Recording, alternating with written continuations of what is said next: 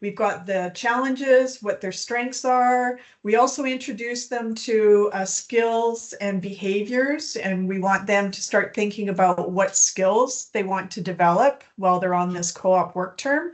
And again, what we're doing is just really trying to get them to think about, why they're on this co-op term. We also want them to let us know if they're stressed or overwhelmed, what we should be looking for, what their expectations of us are, and anything else that they would like to share with us.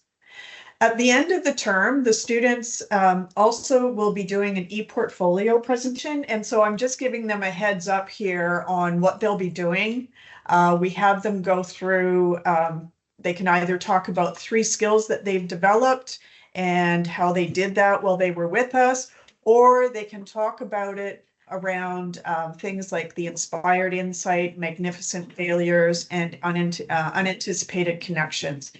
And what we really like about this is we want our students to be thinking about things that didn't go wrong, didn't go well, or things that didn't work out as they expected, because this is probably where most of our learning happens. So we're actually asking them to focus and share on that. They also will be told that they can, about a month before, we want them to submit their ePortfolio in progress. Then about 2 weeks before the presentation they'll be doing, we want them to give each other feedback. They can do it using the feedback feature, or they can sit with each other and, just review each other's portfolio. Then they do a practice presentation with me or their supervisors, just to, so they'll feel comfortable when they're actually in front of all of our staff.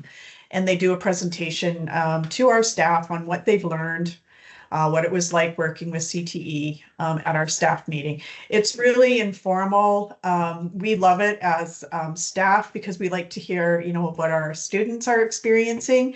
And it's a great opportunity for the students to just share, and we celebrate what they've done. Some of the other things that we have them think about in week 1, what are your short-term goals? We want them to think about the goals that they have for this term. They're not tied to these goals, but again, we're starting to think, we want them to know that being on co-op is a learning, and we want them to make the most of it. So we're asking them to make SMART goals. We want them to talk about the interests that they have. We're also interested in technical skills that they bring. And the reason we ask these 2 questions is if they're interested in something, we can then say, oh, there are some projects going on. Would you like to help out with those? So it, allows them to do a little bit beyond their job or really work towards what they're interested in. Knowing what their technical skills are allows us to give them work that can play to their strengths. We introduce them again to our Future Ready Talent Framework, and you'll see that the PebblePad workbook also allows them to add evidence.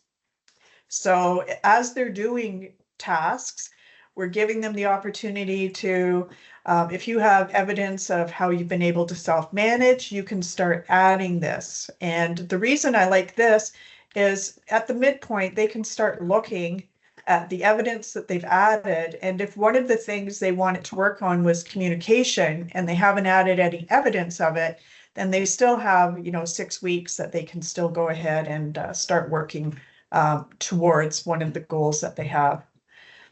Again, in week 2, we ask them to, this is pretty much what we ask them every week now. What are your projects? What are your resources?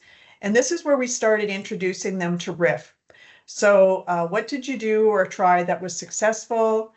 What did you try that was not successful? And then we have a little chat about what Riff is and introduce them to how Riff can help them think more deeply about each of these experiences. Again, we have something here where we have them think about their skills. We introduce them to the high fives, their strengths. We ask them to speak to each other just so they can get to know, their co-op students. Charley was with us the past year, so it will be interesting for her to see whether her 5 strengths are still the same. We can discuss that. We also, again, constantly are reminding them that you will be preparing for your portfolio. So start taking a look at some of the portfolios, answer some questions, which ones resonated with you. And the other thing we have them do is every co-op student has to do a co-op evaluation that they fill in. We have them do it at week 6, where they fill it out and they add evidence which justifies, why did you give yourself a 1 or why did you give yourself a 3? Their supervisor will also be filling out this very same page, and then there'll be a discussion about what does evidence look like, what will I be looking for if you want to move up the scale, or why are you being so hard on yourself. Oftentimes the students will mark themselves really low when actually they're doing quite well. So it's a really good time to check in. This workbook is right on the first page. We tell them that the people that will be looking at this will be your supervisors. So not everybody in CTE is going to be looking at this. It will be mainly their supervisors and me that are looking at it. Again, we also stress that this isn't being marked. If they don't, they're going to get out of it what they put into it. And I can show you some of the feedback. Charley has given me permission to share their portfolio. So I am able to go in, I can look at some of the, what has been added here, and I can give some feedback. I can add feedback. If I had a rubric, which I'm not using on this one, I can add the rubric. And if I wanted to, I could add a grade.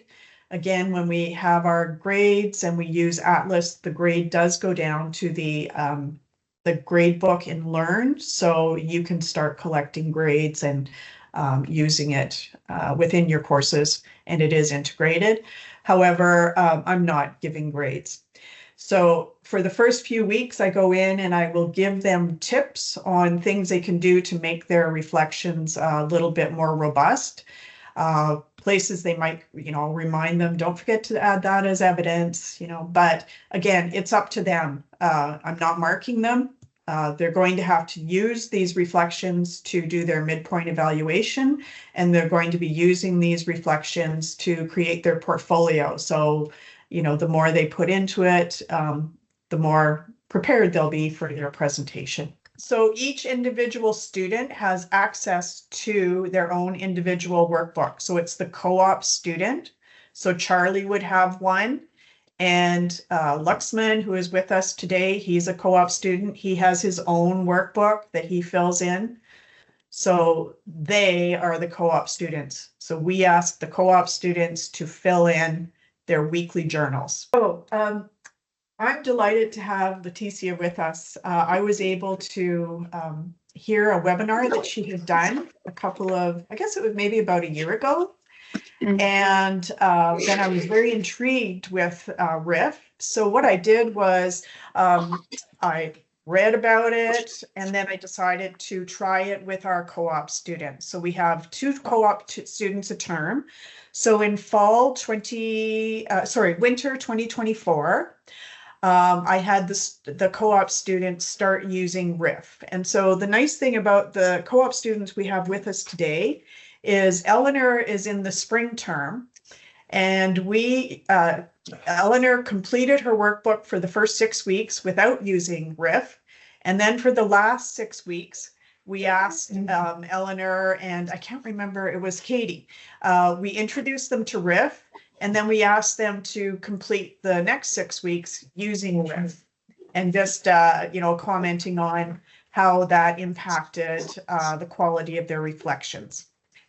And then Charley is a very interesting case, because Charley was with us before I had heard of Riff, and they had completed their workbook without using Riff at all. And now they've come back and they're completing the same workbook, except they're using Riff. So Charley will be telling us what it was like to compare the reflections, and also because they can find their workbook very easily, they have access to their previous workbook, and they can compare the responses they had made in the fall 2023 term with the quality of the responses that they will be making in this current term. So with that, why don't we learn a little bit more about Riff? And I'll pass it to you, Leticia. Great, Thank fantastic. Thank you, Catherine, for the kind invitation. Is for me, working with educators is my favorite thing to do. So thank you for giving me this opportunity and actually hearing from students who are using Riff. It's an added treat. So I'm really excited and curious to hear their perspective, and I almost want to say let's just go there and hear from the students. But I do think it's important for all of us to kind of have a some context and a shared experience that then can inform a conversation and a discussion on any and all aspects that you all are interested in. So I'm going to share my screen. Let me find the right tab among the many. I think this is it. All right, so great. Let me see. Oh, okay. Awesome. And we can see your screen. Yes. Okay. Supporting learning. It's just through like AI. yeah. Great. I'm just not sure how Teams works, so making sure that this works. Fantastic. So yeah. So let me just tell you a little bit about me very quickly. 3 things. One is I was born in Uruguay in the south of South America, tiny country, 3.5 million people overall. I grew up in Colombia as a kid, so kind of moved up a little bit north in South America, and I've been in California and at Stanford more specifically for the past 2 decades now, so it's been a while. I am a scientist by training. My PhD is in developmental biology and computer science. But now, currently, and for a while, I've been doing experiments in learning, in teaching and learning. So you see here a photo from something that you might see at the Institute of Design at Stanford, where we have offerings and classes and programs for graduate students at Stanford of all disciplines. We also grant degrees in design, the bachelor's and master's in design.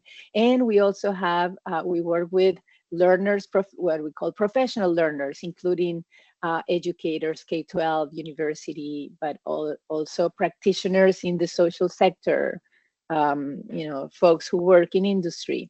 So I kind of have the fortune to work with many types of learners. And part of what I do is to kind of think about the future of teaching and learning, right? What teaching and learning is today, but what could be, right? In a proximal, but also in a distant future. So we run a few experiments on that. And I'd like to tell you 3 things that I think I know about you, and you can tell me if I'm right. One is that you're interested in reflection because you sort of came here today. And this, by the way, is a photo that I took in the Amazon. The really black water created an incredible surface to create this reflective effect.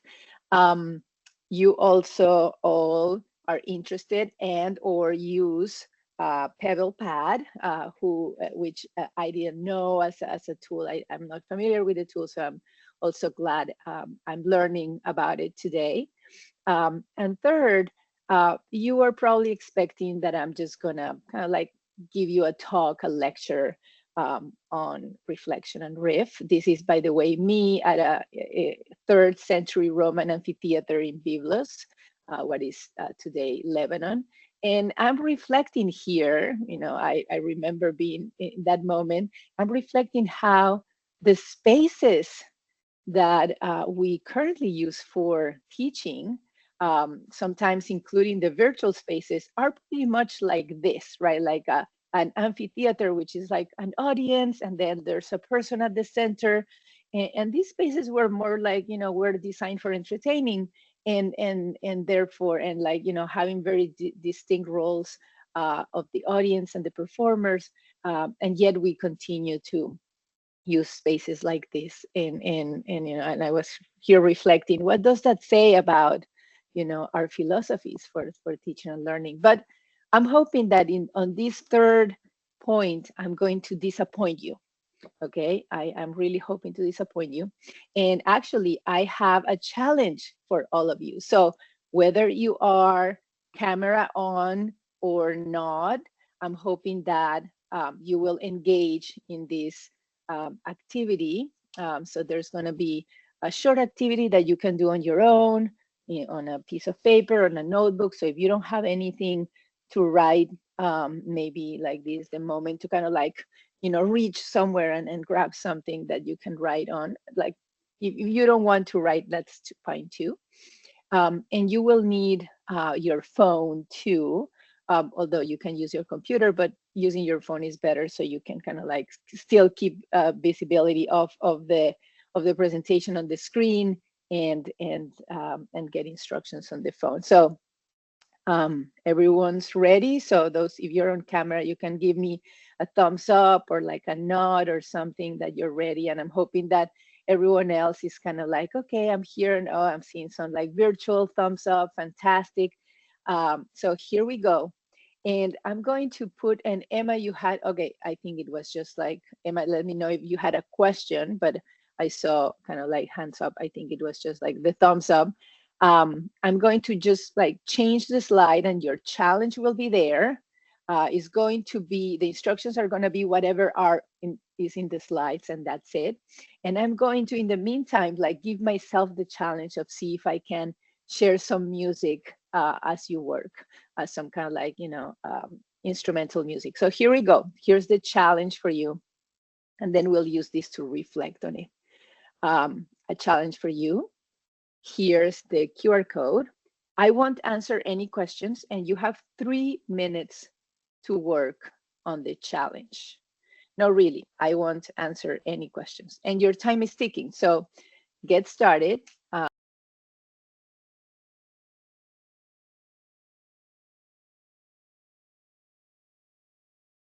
Right, and time's up. I don't know if I managed with my challenge of making the music, getting to you. Did you hear any music or not? Or it was just me and my headphones. Okay, probably it's because I'm on headphones. So that was your challenge. And hopefully you can still see my screen. So that was you on your own, and you had this ambiguous, like a really fast challenge, right? You may have gotten, by the way, Protobot, randomizes combinations of kind of like forms or like, containers, and sort of like for what and like goals. So it has like, 47,000 combinations. So you each got like a completely different one. And maybe you continue pressing randomize until you got one that you liked, and that's fine too, right? You may have gotten something like this, or like this, right? Like some that make like no sense whatsoever.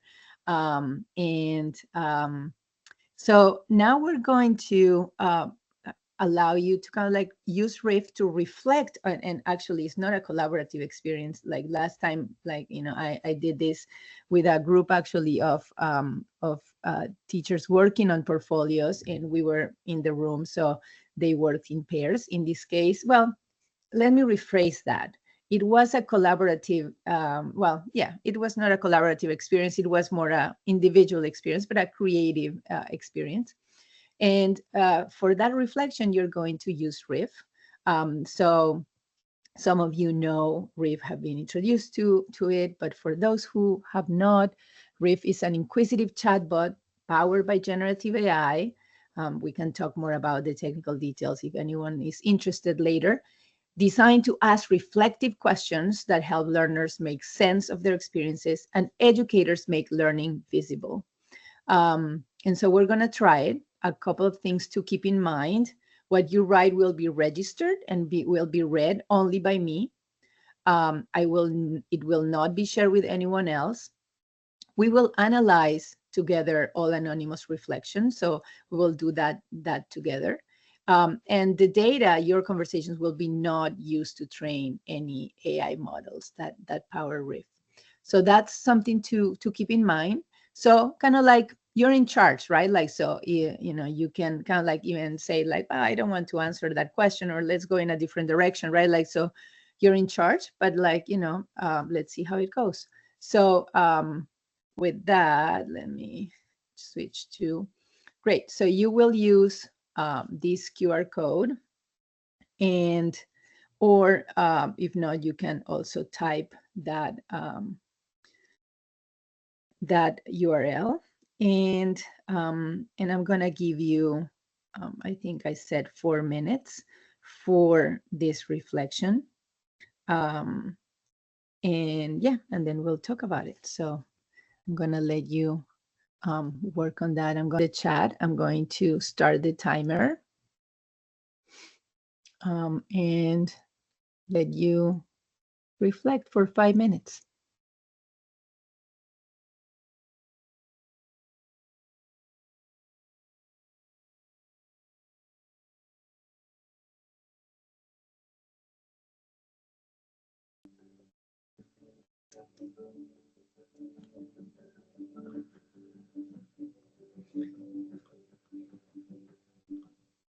All right, so time is up. We're going to pause there.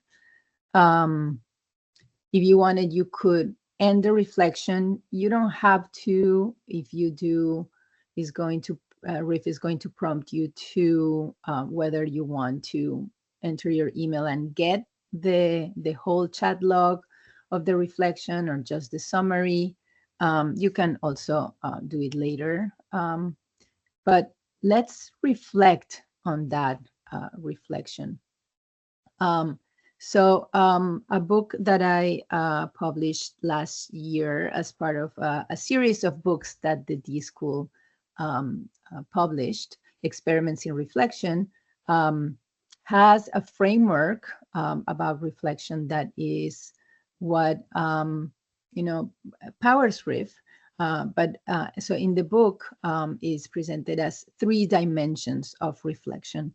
And the first one is to notice, to use reflection as a tool for awareness, for, being better at noticing details of our world, but also internally noticing our emotions and how they affect how we act.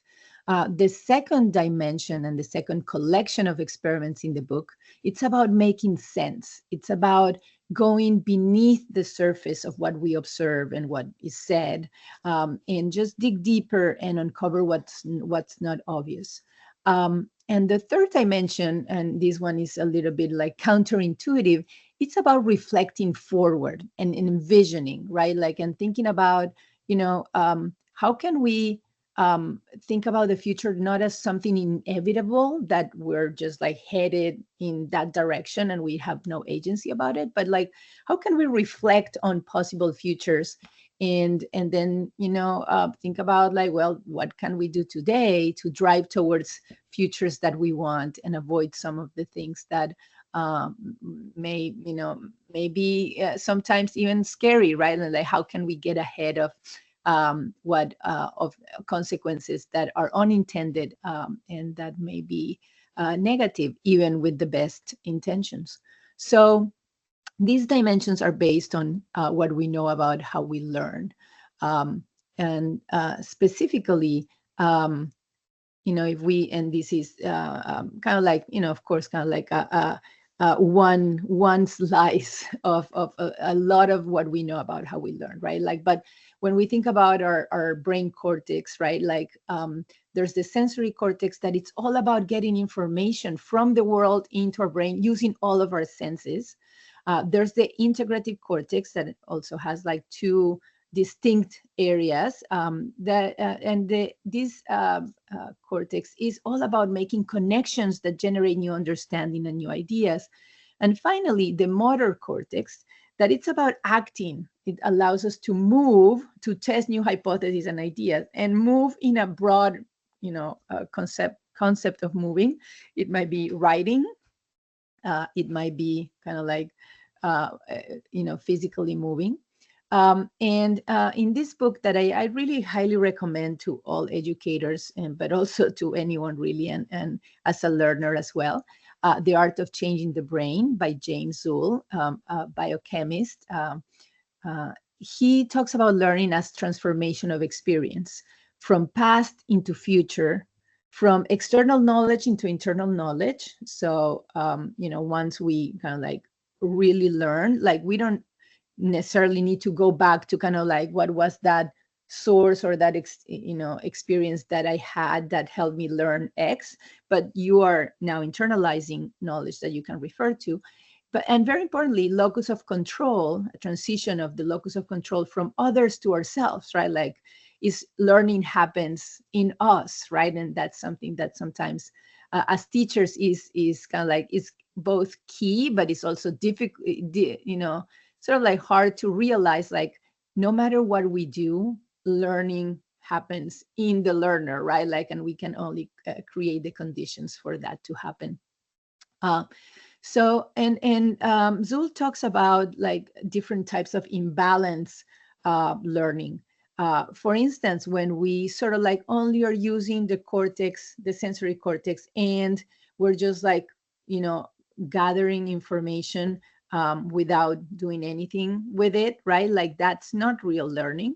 The other type of imbalanced learning is when we kind of like rush to do things and don't, spend the time to really use the integrative cortex to make connections and so reflection for me is about balancing learning. It's about taking all of those functions and kind of like creating a balanced approach, right? Or a balanced process that helps us learn. So Riff, starting by asking you, sorry, I didn't modify this slide. How was it to work on an ambiguous challenge right now, right? Like, not with a partner, but right now. Right? So this was a question that I actually had scripted, right? Like, I customized Riff to ask you this question in particular. But then Riff's follow-up questions, which were AI generated, may have touched on any or maybe all of these dimensions in some way, right? So let's test that. Let's see what happened in this group, right? Like, so think about your conversation that you had with Riff. What did that reflection, sometimes I use this kind of like, made up term, include, right? Was it about, did Riff kind of like prompt you to notice, to kind of like describe, be more specific, talk about like, well, what exactly happened? Talk about your emotions. Was it about making sense, right? It could be about like, well, what might that mean? Like making connections, interpretations, inferences. Or was it about envisioning? Was it about projecting of like, well, what about like future situations? What might you do differently in the future, right? Like, so, and it can be, again, like, a combination or like an interception or like, an overlap of two or more of these, right? Like, so use this QR code or this link that I'm gonna also put here on the chat to place a pin on kind of like what area characterized your conversation. And again, it can be kind of like one of these dimensions. It can be an overlap of two or more, or an overlap of the three. So we're seeing kind of like, and of course, like you had a short time, but kind of like 5 minutes is sort of like about a good time to have like a conversation with Riff, although I see some folks who have like very long ones, right? Like, so it really depends.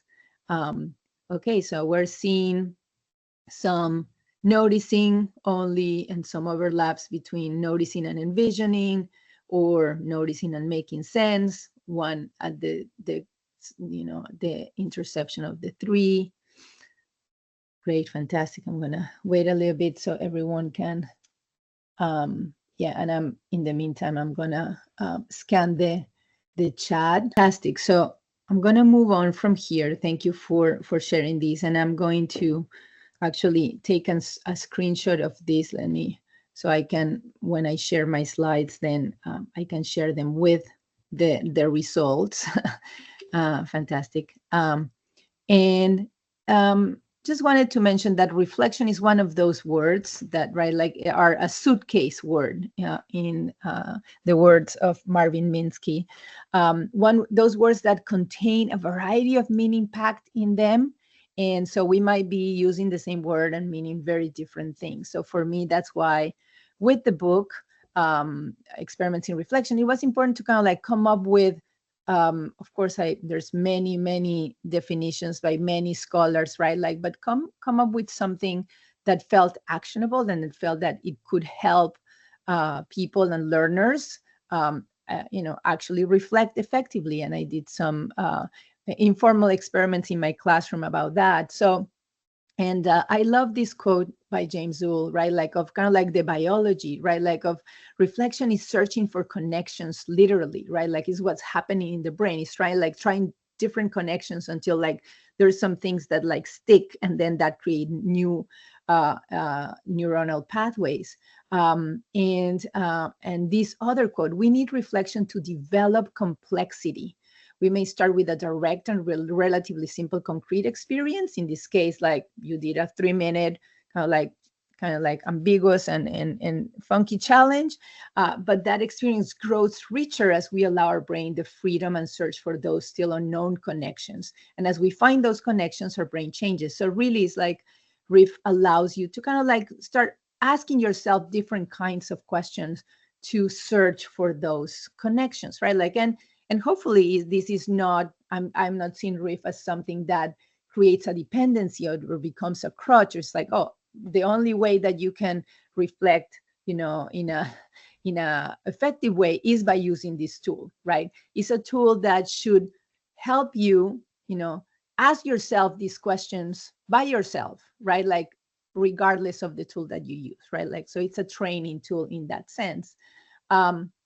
So the definition of reflection that I use in the book is reflection as a whole body process. We often forget that we have, a whole body and not just our brain, of transforming experience into meaning to shape the future, right? And those are the 3 dimensions that I mentioned, right? Like the noticing, the making sense, and the envisioning.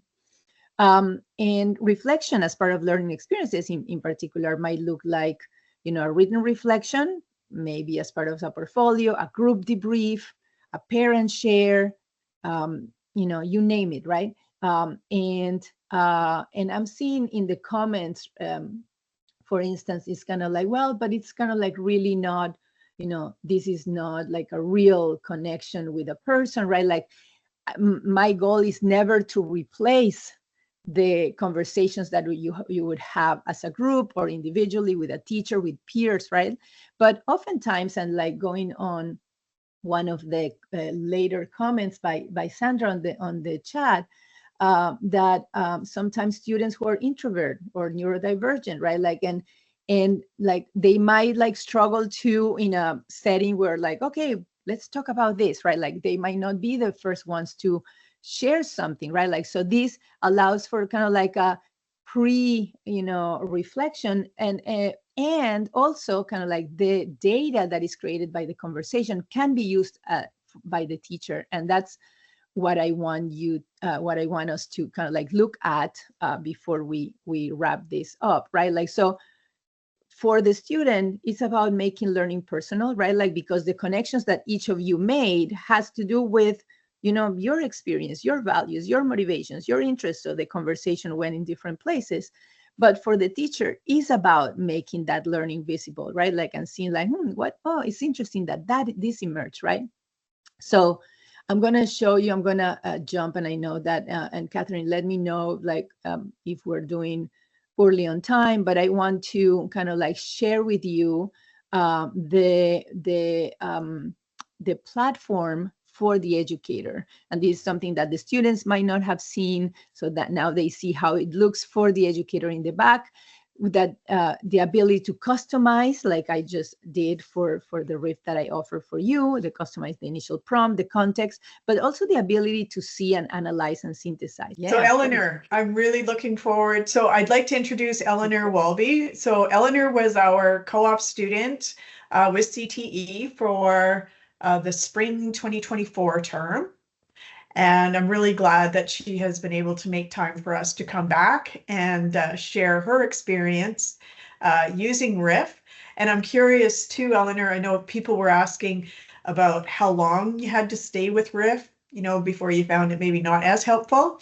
And I'm also curious, if it taught you prompts or whatever, that even if you don't use Riff now, how has that transferred forward? So please, yes, share. Okay. Hello, everyone. Yeah, with the kind of the time limit, I found when I was using it, there was like a 10 minutes kind of, that was like the window, and then it would kind of repeat some of the questions. But I also found that the 10-minute was a lot of time for me to reflect, so it didn't really constrain anything. But yeah, typically my use with Riff, I had a lot of luck with it because I used it in the second half of my term. So I did see a lot of growth in my reflections, and they got a lot longer. Already I do like to reflect. I like reflecting. I like writing a lot. So it wasn't like a struggle for me to give Riff a lot of information. But yeah, I think my favorite thing about it is I think the lack of how personal it is, because it doesn't feel personal. I think sometimes when you're like giving someone a lot of information and you're trying to reflect and you're talking about a lot of things, it kind of, if it's an actual person, you can be worried about judgment, feedback, a little bit of criticism. But with Riff, obviously the responses are very question based, so it just feels like, okay, I'm just going to keep thinking about this, and they're not, whoever this is, it's not a person, but the robot's not going to judge me. And so I liked being able to have the distinguishing between the personal, an actual personal connection, and then the roboticness of it. I really liked that. I liked that the questions were very solution based. I think sometimes when I'm doing my reflections, I just like to think about the what, and I don't think about the further aspects of it. So having the solution-based questions, asking you to dig deeper, the challenging things, like asking, what about this challenge? What if you encountered this? Things like that really helped me when I was reflecting, especially for my work term. If I came up with something that happened at work, something didn't go according to plan, it would really help me kind of think about future challenges that might be connected to it, and ways that I can kind of weed out those things. So I really liked that. But yeah, I think it is AI, so it is a little bit unsettling at first, and I'm kind of skeptical of it. So, that happens. That's pretty typical, I think. But with the robot and kind of just knowing in the back of my brain, that's not actually a person. They can't really hurt me. This is just me sharing, and I think that really helped me kind of get past the skepticism of it, because I think AI, I'm iffy about it. I think it has pros and cons. So, but being able to use it in a reflective way was really helpful, actually. So, yeah. Thank you very much, Eleanor. As I say, Eleanor has to leave. Are there any questions that you might want to ask Eleanor? I have one. Oh, but also Gail has one. Go ahead, Gail. Oh, you're muted, Gail. I just said, you go first, Leticia, because you're the expert. I'm curious what your question is. I mean, I don't know if the expert, but I'm like super interested to hear more about the, you said like that, sharing the things with Riff didn't feel personal. How did you feel about the fact, like, I'm assuming you knew that the teacher would read the conversations, right? Like, how did that feel? I think it was more because it wasn't like the immediate feedback, like the face-to-face kind of thing. Because also with PebblePad, my supervisors were also reading PebblePad and stuff, so I kind of knew that it was getting read and sometimes given feedback for. But I think it was more just, okay, this is not. It's a very judgment-free zone, and the instance or the immediate response wasn't too critical, and I think that allowed me to kind of bypass a little bit of the self-consciousness that I might have felt if it was like an in-person kind of thing. Got it. Thank you.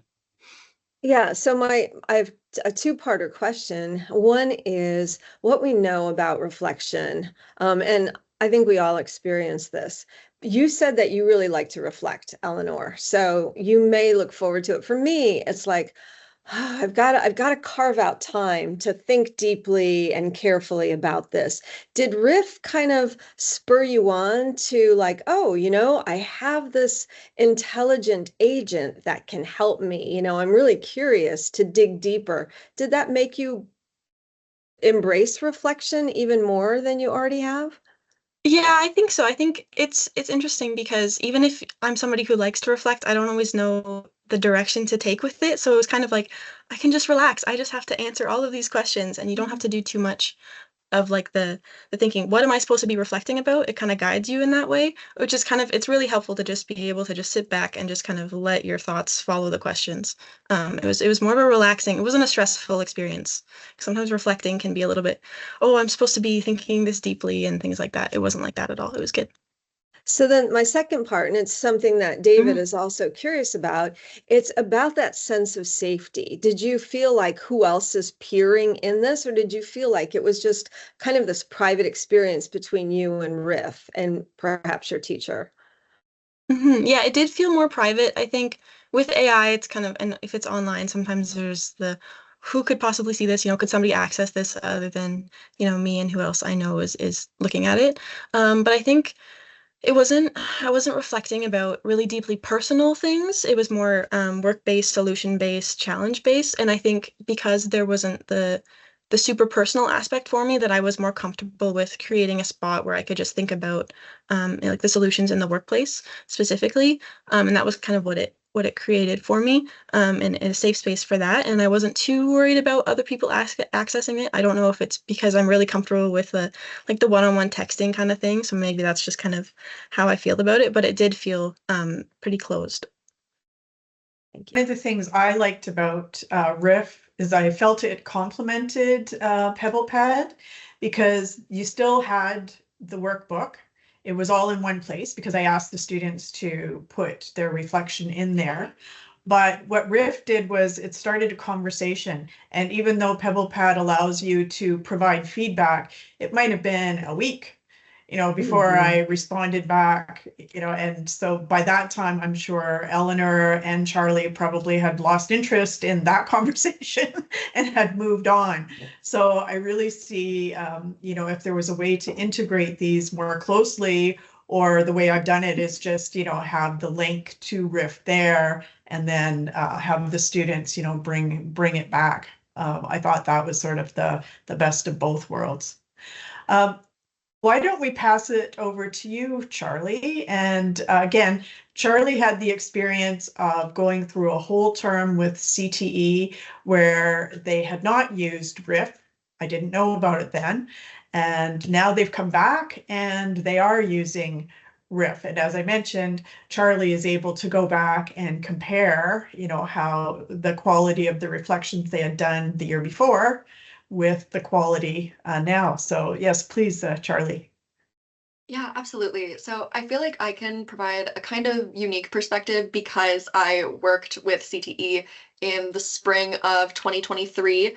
And at that point, our PebblePad reflection books were mostly just like a weekly tracking, ensuring that your supervisors know what you're working on, how you're feeling about it, that type of thing. And we were doing a thing where we used a mapping capability. So we would link all of our evidence to the future talent ready framework, all the F's and the T's, that one.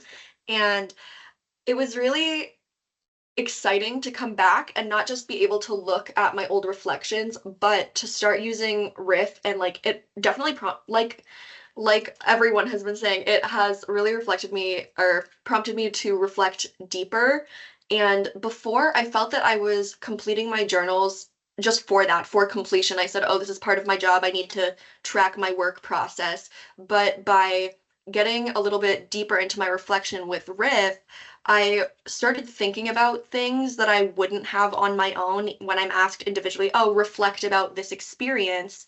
Like Eleanor said, it asks you a lot of questions that make you think beyond the what, like the why, the how, and with the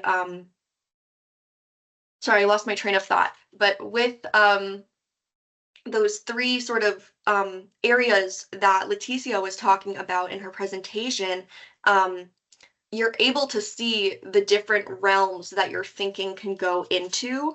And so I was able to start thinking more with Riff about how I feel about what I experienced and how I want to be able to move forward with my new knowledge.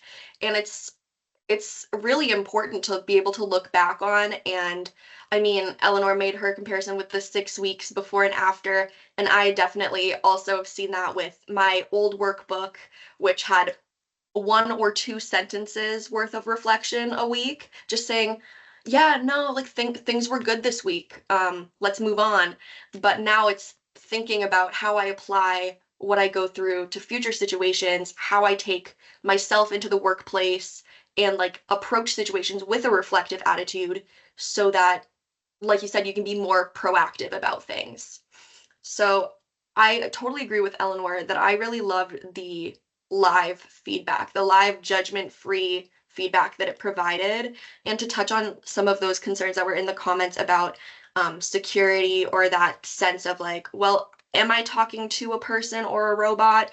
Like, we know that our supervisors can look in on our reflections, but often they won't unless there's something specifically not necessarily concerning them, but something that's like piqued their interest and they're like, oh, this one particular task was a lot for Charley to take on. Let's go see how they're feeling about that. They can go into my journals and just check in with me. But again, like Eleanor said, we're talking mostly about work tasks and like, oh, I forgot to BCC on that email. It doesn't get too personal. It's not like disclosing any crazy personal information. And the tag would become obsolete. I mean, at a certain point, yes, but I think where I'm at with reflection, like I'm very early in my reflective journey. I'm not a journaling type of person like Eleanor is. So I think about how I feel a lot as a psych major, but I don't really put it into words very often. So it would take me probably a few years of using Riff before I would have the tools like already sort of like in my tool belt. I wouldn't need the Riff bot. But like everyone was saying in the comments, like this, I think it could be a really, really important and useful tool for neurodivergent students who they have these feelings, they have these thoughts. It's just a matter of having that sit down conversation with your supervisors. And yes, we do meet with our supervisors daily. It's not a position where we're thrown to the wolves or anything, but it's just that idea of having a third party who obviously is completely unbiased. They are not a person. That person to talk to is great. So Eleanor has to head out. Thank you so much, Eleanor, for making time to join us and share your experience. I know one of the highlights is definitely hearing students, voices in that. So really appreciate you joining us. So thank you for having me. Absolutely. Thank you so much, Eleanor. Really appreciate your perspective. There is a question for Charley. I'm curious how I'm curious to hear about the safety with the Riff bot, Charley. Yeah. Right. Yes. I mean, honestly, it's not something I think about too much, to be honest, because similar to Eleanor, AI has been intimidating as a student in higher ed, like not knowing where we should, draw that line. And I'm sure as educators, you're definitely all feeling that pressure too, that balance between innovation with technology versus, privacy concerns. I think that was it. We have a question about how you can access this. Leticia, I'm curious what you think about. There's a question from Kate, I think. Yeah, if you just, oh, great. Now we have this bot that can help our students with reflection, and I'll just give it to them, and I don't have to, I can take a very hands-off approach to this. I'm curious what your thoughts are. Clearly, my question is sort of leaning towards my thoughts on it. Yeah.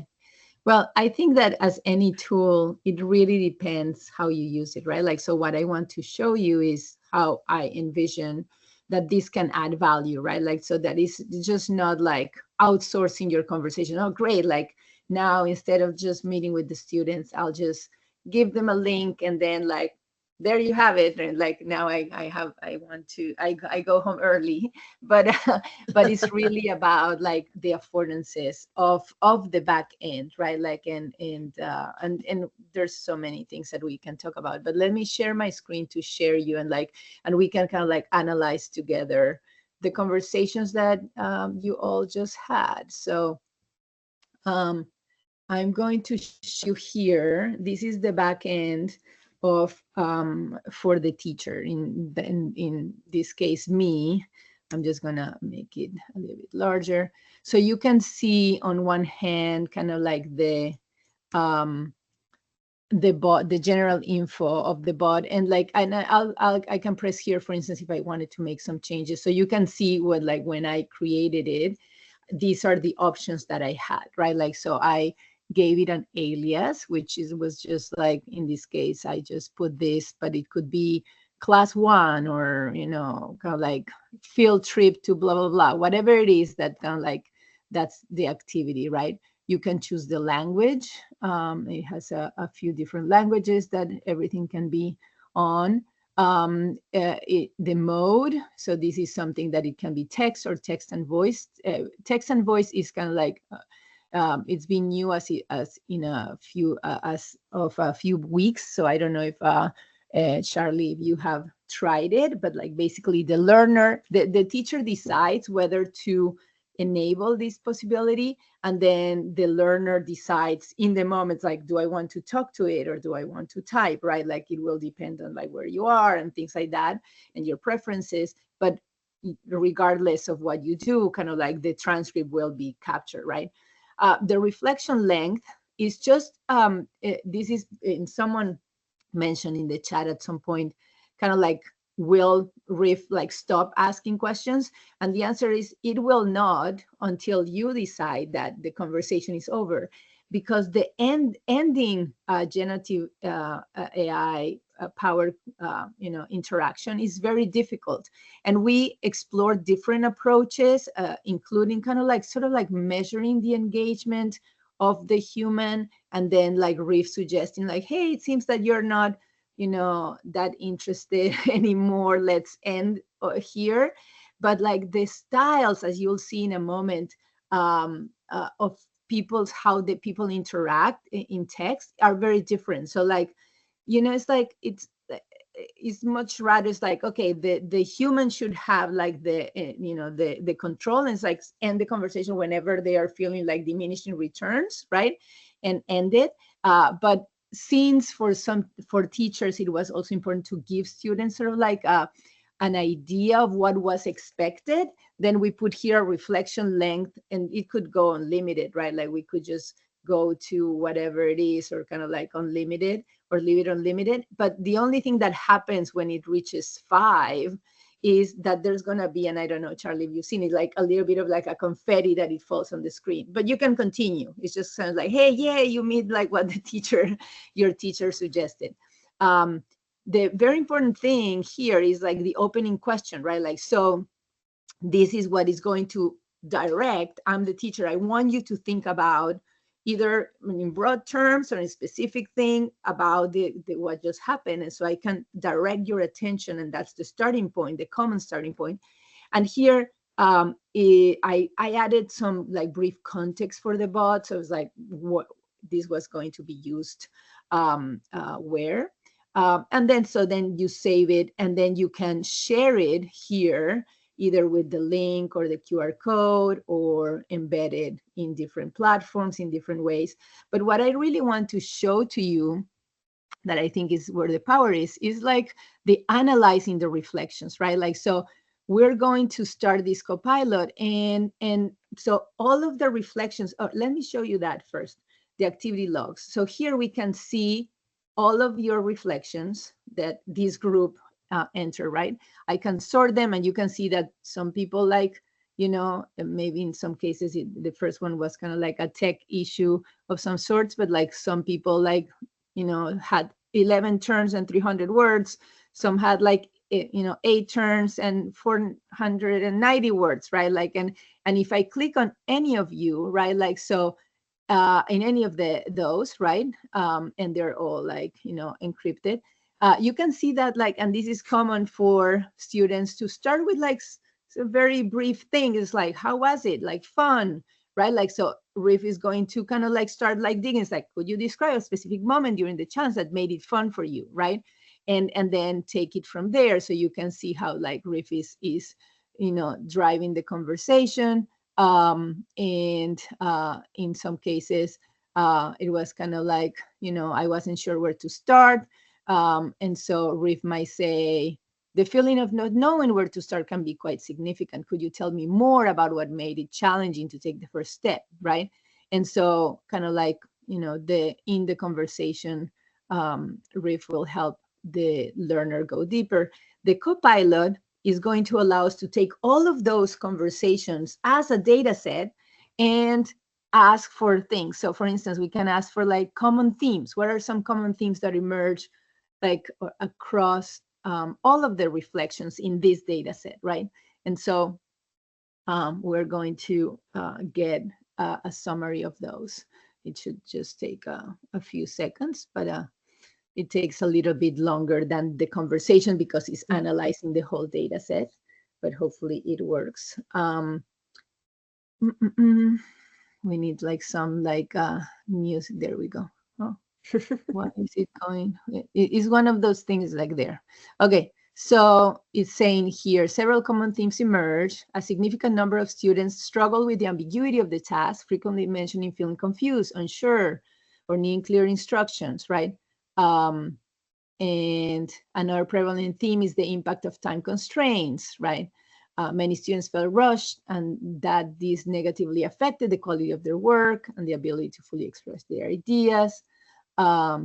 Despite the challenges, a recurrent positive theme is the enjoyment and engagement derived from the creative aspects of the task. Many students found the absurd or unexpected nature of some prompts to be fun and stimulating.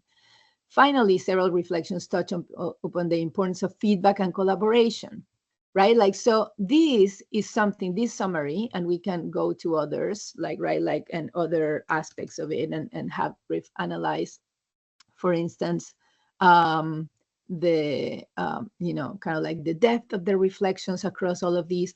But this summary is something that I'm gonna do reset. I don't know why it got stuck. But since we don't have a lot of time, I'm not gonna try to restart it. But you can, like, one value that I see of Riff is to actually create that social learning aspect of it, right? Like, so taking all of the individual reflections and using this summary to then go back either asynchronously, like in a note or part of a portfolio, and say like, hey, these are some themes that emerge from everyone's reflections. Let's talk more about time constraints and what happened here, right? Like, and how time constraints can be perceived as a kind of like a limitation, but sometimes, like, you know, it actually like kickstarts your creativity, right? Like, so it can bring, and as someone mentioned, like, it can bring up the voices of students who would not normally participate. So you are, as the teacher, are bringing their voices and say like, hey, some of you mentioned this, right? Like, and so one student explicitly stated, I was looking for confirmation of my ideas and challenges that people could have to my ideas, which is very hard to do on your own, right? Like, so that student anonymously their voice is being lifted up and like presented to the class, right? Like, so that's one value of it. Yes, they're verbatim. But that's a good question. Initially, like, it will depend on if you have many, like, if you had like 200 reflections in the data set, then it would take too long to kind of like, or it would be a little bit technically challenged to feed everything to the Copilot. So in that case, the Copilot will say, will not provide quotes. But the quotes that does provide, if it mentions this is what a student said, it would be a verbatim quote that you can find in the data set. Camila, you have a question? Yeah, hi Leticia. I'm Hi. also a student and Yes. I'm really interested in Riff, and I haven't actually been into reflection much, but because of Riff, and I've been using Riff before this too, I've been really in depth with my reflection, so I'm really thankful for that. But my question is, so in one of the modification sections, you can modify the first question and the initial prompts. I wonder if you can also modify the questions following that. So the second, third, and fourth questions. I wonder if we can guide the questions and make it follow a certain model. Yeah. So no, because it's using generative AI, right? Like, so you can, of course, there is a set of instructions that directs the types of questions that it asks, and like has a framework, you know, underlying the questioning, you know, types and directions, but you cannot guide the second and third question like in a very prescriptive way, because that's not how generative AI works. But that's the beauty. It is that it will respond to kind of like the specific answer, right? Like, so it would be different. It would be impossible to do because we don't know what each, right, like what each person is going to answer. So yeah, it's the nature of the technology. Yeah. Does that answer your question? Yep. Thank you so much. Yeah. Yeah. Any other questions for Leticia? Any questions for Charley? We have 5 minutes. And in the meantime, I ask here for the Copilot for the depth of reflections across, right? And it says it varies, and it gives some examples of deep engagement with the prompts, and others shallower level of engagement. Several students provided brief, almost cursory answers, right? Yeah.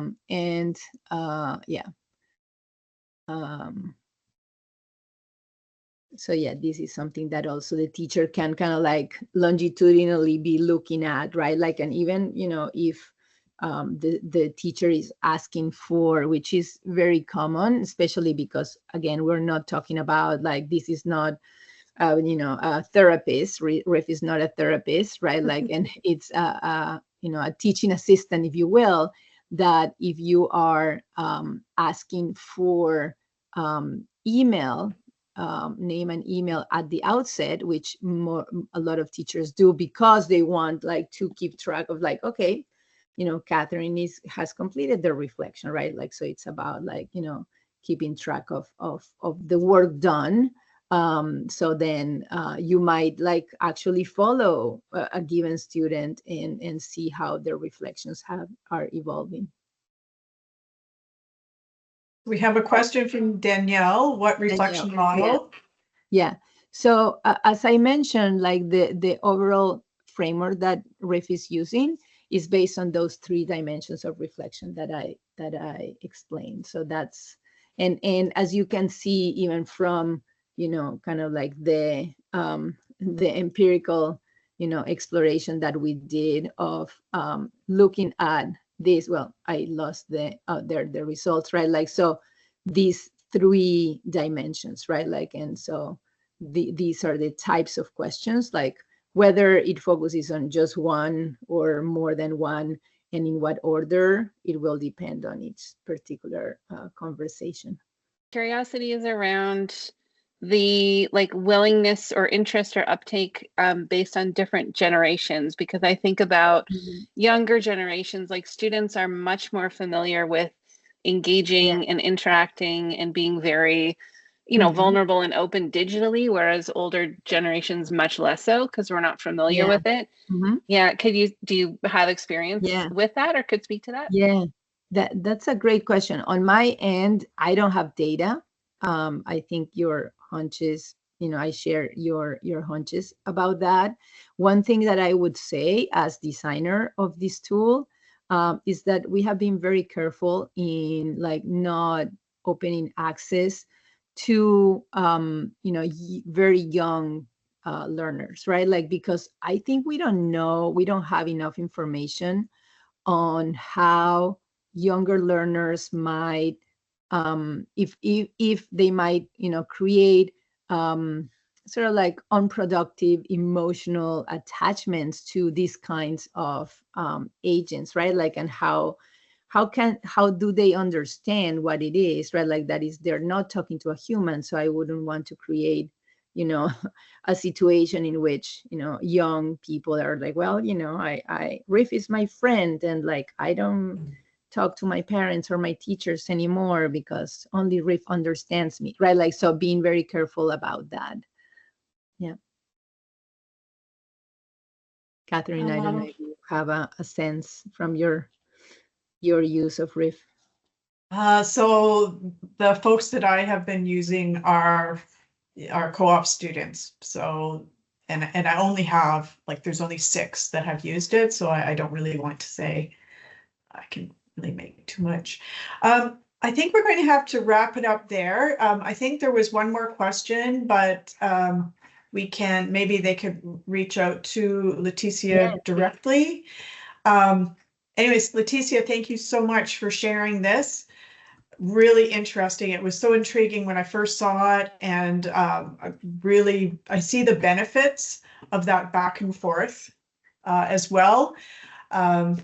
And I'm really excited to see so much interest in this. Again, I just want to make clear that what I was trying to show was GenAI and how it can be supportive of reflection. I know there's a lot of people that are concerned that, oh, students only use GenAI to go in and get the answer. And I really liked how this use is helping students develop, their own ability to question